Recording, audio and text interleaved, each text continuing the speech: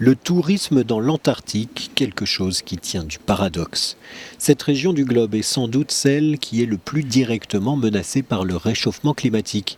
C'est pourtant là que chaque année, de plus en plus de touristes très fortunés choisissent de venir faire une croisière dite scientifique pour être au plus près, disent-ils, de cet écosystème exceptionnel.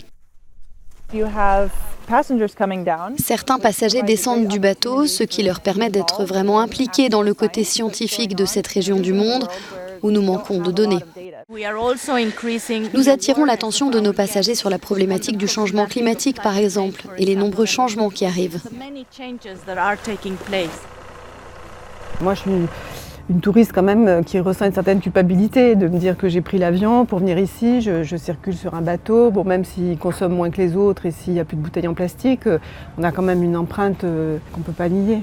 Nous faisons cette croisière car nous voulons voir tout ça, mais nous le faisons aussi raisonnablement que possible.